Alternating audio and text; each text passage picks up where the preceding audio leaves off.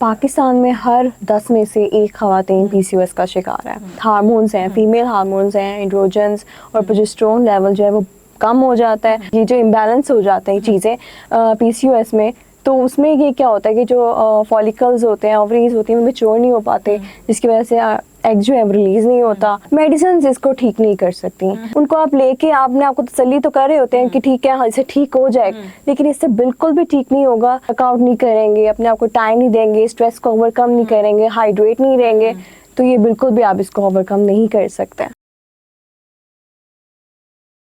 अस्सलाम वालेकुम, TV today के साथ मैं हूं अरूज मलिक। व्यूवर्स, आज हम एक बहुत ही खतरनाक बीमारी पे बात करने जा रहे हैं जो कि बाइस बनती है बांझपन की। इसी हवाले से आज हमारे साथ मौजूद है न्यूट्रिशनिस्ट फरियाल। आइए उनसे बात करते हैं और जानने की कोशिश करते हैं कि इसकी वजूहात क्या हैं, इस बीमारी को कहते क्या हैं और खुराक के जरिए हम इसको कैसे ओवरकम कर सकते हैं। अस्सलाम वालेकुम। वालेकुम सलाम जी, कैसे हैं आप? अल्हम्दुलिल्लाह। अच्छा बताइएगा कि इतनी खतरनाक बीमारी के जो बांझपन का भी एक मेजर जो इसको रीजन समझा जाता है, एग्जैक्टली, तो किस तरह इसकी वजूहात क्या होती हैं, शुरुआत कैसे होती है?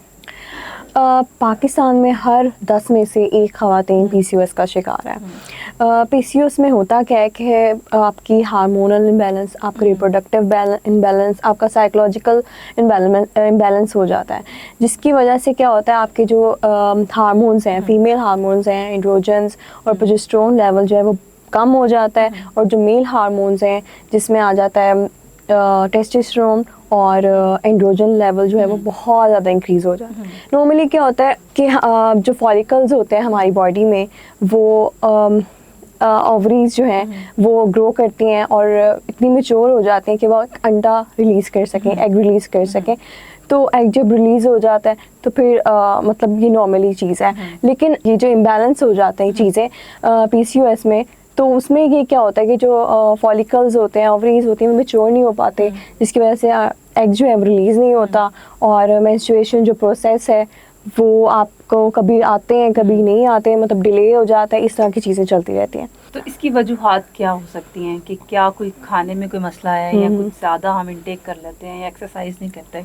वजूहात इसकी अभी टोटली जो वजूहात हैं वो हम कह नहीं सकते कि कौन कौन सी वजूहात हैं, लेकिन 4 चीज़ें ऐसी हैं जो इसकी वजूहात बनती हैं, जिसमें से फर्स्ट चीज़ है जीन्स। जीन्स ने मतलब फैमिली को ये जिनको इश्यूज़ रहा होता है उनकी आगे से भी ये सब चीज़ें चलती आ रही होती हैं, रन्स करती हैं फैमिली में।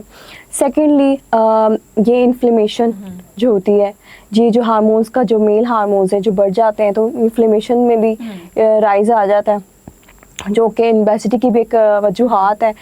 और थर्ड जो है वो इंसुलिन रेजिस्टेंस है। जो सेल्स होते हैं बॉडी में वो इंसुलिन जो है वो प्रॉपरली यूज़ नहीं कर पाते हैं। ये भी एक ओवरवेट जो बंदा हो जाता है तो ये भी तब होने लग जाता है। इंसुलिन रेजिस्टेंस भी एक वजूहात है। और जो चौथा है वो ये है कि जो साइकोलॉजिकल है प्रॉब्लम्स आ जाती हैं, जैसे स्ट्रेस, एंजाइटी, डिप्रेशन, ये एक मेजर वजूहात है इसकी। ये 4 ऐसी वजूहात हैं जो कि आजकल मानी जाती हैं कि इसका कॉज है। लेकिन खुराक से क्या ताल्लुक है इस बीमारी का? खुराक से बहुत ज़्यादा ताल्लुक़ है इस चीज़ का। आप देखते हैं कि आजकल की जनरेशन जो है वो जंक फूड में जा रही है, सेडेंट्री लाइफस्टाइल है, जहाँ पे बैठे हैं वही खा रहे हैं, कोई पोर्शन साइजेस नहीं है लोगों का, कितना खाना है उनको नहीं पता।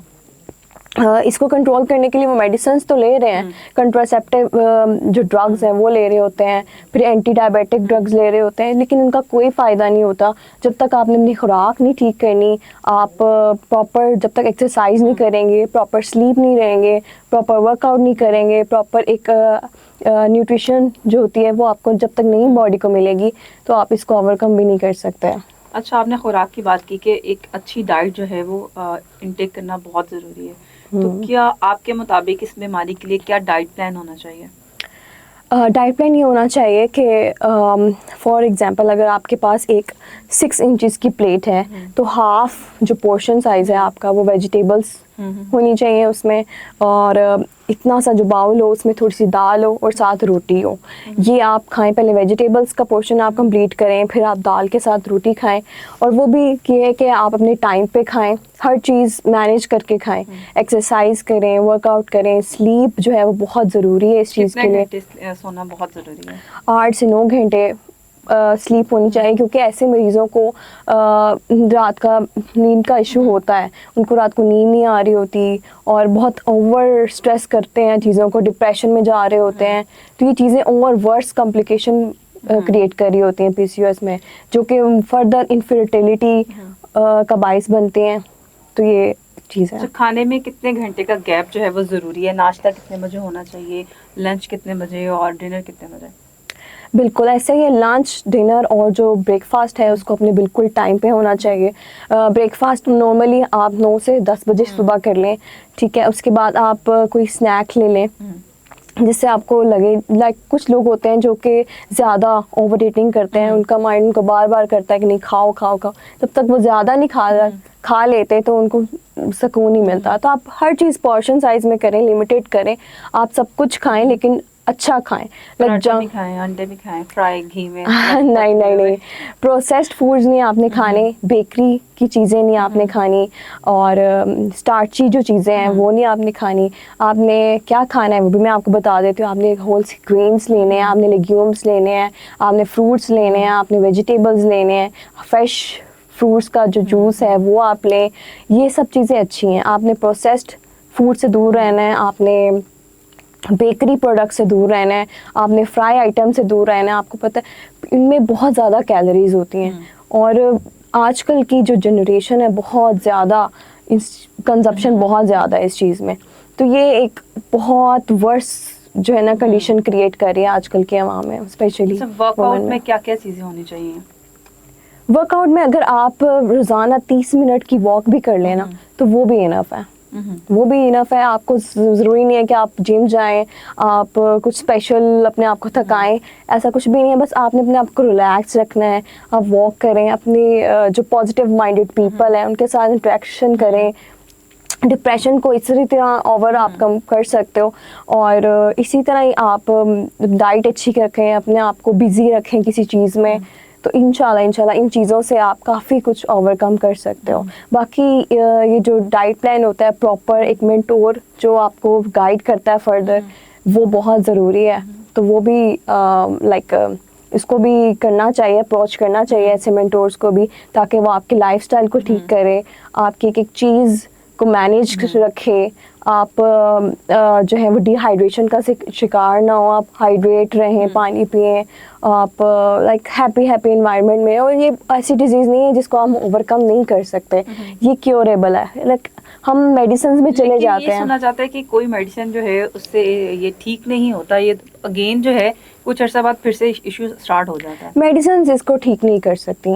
अगर आप खाली मेडिसिन आप ले रहे हैं, मैंने आपको पहले भी बताया जैसे एंटी डायबिटिक जो ड्रग्स होती हैं, एंटी इन्फ्लेमेटरी ड्रग्स होती हैं, उनको आप कॉन्ट्रासेप्टिव ड्रग्स होती हैं, उनको आप लेके आपने आपको तसल्ली तो कर रहे होते हैं कि ठीक है इससे ठीक हो जाएगा, लेकिन इससे बिल्कुल भी ठीक नहीं होगा।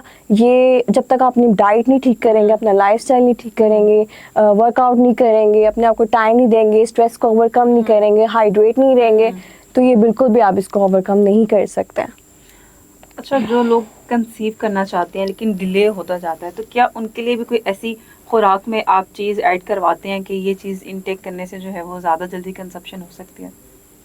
देखिए, फर्स्ट तो आपका लाइफस्टाइल है, ठीक है, फर्स्ट आपका लाइफस्टाइल है। उसके बाद ये है कि अगर आप जैसे जैसे आप इन चीज़ों में अच्छे हो जाते हो ना, आपको खुद भी फील होता है कि आप स्ट्रेस से बाहर निकल रहे हो। लाइक इसकी जो सिम्टम्स हैं, लाइक एक्नी, हेयर ग्रोथ होती है फेस पे, और ओबेसिटी, आप ओवरवेट हो रहे होते, जब आप खुद ब खुद इन सब चीज़ों को कम कर रहे होते, ओवरकम कर रहे होते, तो आपकी जब आप टेस्ट करवाते हो, अल्ट्रासाउंड ब्लड टेस्ट जो आपके होते हैं, वो उसमें आपको ऑलरेडी काफ़ी डिफरेंस आपको देखने को मिलता है कि वाकई आपकी लाइफस्टाइल से कितना डिफरेंस होता है इन चीज़ों में। आप इस डिज़ीज़ को इजीली ओवरकम कर सकते हो, और यही वजह है कि आप इनफर्टिलिटी की तरफ जाने से बच सकते हो, और आप ओवरकम करके इंशाल्लाह आप जो दोबारा से जो फॉलिकल्स ओवरीज वाला प्रोसेस है, अंडा जो रिलीज जिससे होता है, तो ये इजीली हो जाता है, और इन चीज़ों को ओवरकम इजीली कर सकते हो। टीवी टुडे के व्यूवर्स को कोई मैसेज कन्वे करना चाहती हैं? जी जी ज़रूर, मैं अपनी बहनों को ये पैगाम देना चाहती हूँ, एक मैसेज देना चाहती हूँ कि मुझे आपसे बहुत ज़्यादा प्यार है और मैं चाहती हूँ कि आप मेरी जो प्यारी प्यारी बहनें हैं वो इस डिज़ीज़ को ओवरकम करें, अपनी डाइट से, अपने लाइफस्टाइल से, स्ट्रेस ना लिया करें और कोई मेंटोर रखें जिसको आप को काफ़ी हेल्प आउट करें इन चीज़ों में, क्योंकि बच्चे के बगैर आफ्टर मैरिज बिल्कुल भी जो है ना सर्वाइवल नहीं है। आपको सोसाइटी नहीं इस चीज़ में जो है ना वो करती, कॉम्प्रोमाइज़ नहीं करती। तो ये चीज़ बहुत बहुत बहुत ज़रूरी है और इंशाल्लाह आपको इन चीज़ों में मतलब पॉलीसिस्टिक ओवरी सिंड्रोम जो है इससे आप बच सकते हैं और अच्छी ज़िंदगी गुजार सकते हैं। बहुत शुक्रिया आपके वक्त का।